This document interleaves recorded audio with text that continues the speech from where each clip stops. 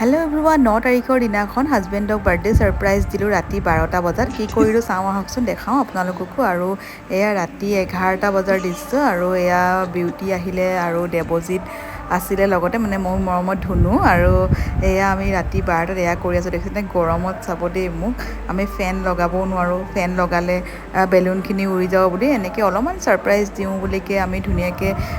11টামান বজাত আমি এয়া কৰি আছিলোঁ আৰু লগতে এনেকৈ ডেক'ৰেশ্যনত লাগি গ'লোঁ লগতে আহি গ'ল প্ৰস্তুতি আৰু পূবালী ৰাতি গমেই নাপায় মোৰ হাজবেণ্ডে তেওঁলোকেও তেওঁলোকে 11:30মান বজাত আহি পালে কেক লৈ পেলাই আৰু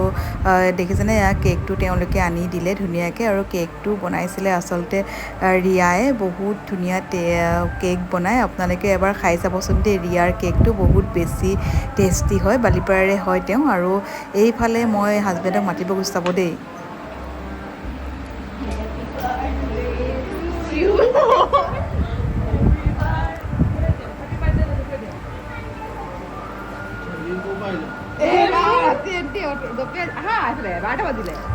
আৰু এনেকৈ তেওঁক বাৰ্থডে কেকটো কাটিবলৈ লৈ আনিলোঁ আৰু লৈ অনাৰ পিছত যে সঁচা ইমান ধুনীয়া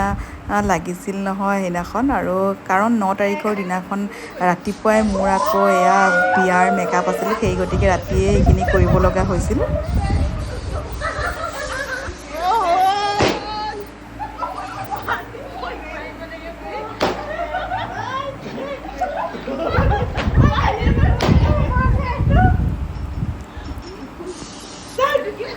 আৰু মই এনেকৈ হাজবেণ্ডক আচলতে এডাল ৰূপৰ খাৰু পিন্ধিম বুলি কৈ আছিলে কেতিয়াবাৰ পৰাই আৰু তেওঁ বনোৱাই নাছিলে সেই গতিকে ময়ে ভাবিলোঁ ছাৰপ্ৰাইজটো ময়ে দি দিওঁ আচলতে তেওঁ যদি পিন্ধিম কৈছিলে সেইকাৰণে মই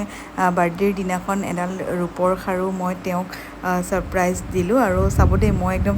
ফিল্মি ষ্টাইলত দিছোঁ কিন্তু এনেকৈতো নাজানো বাৰু ইমান তথাপিও দিলোঁ আৰু তেওঁ ভালো পালে বাৰু ধুনীয়া লাগিছিলে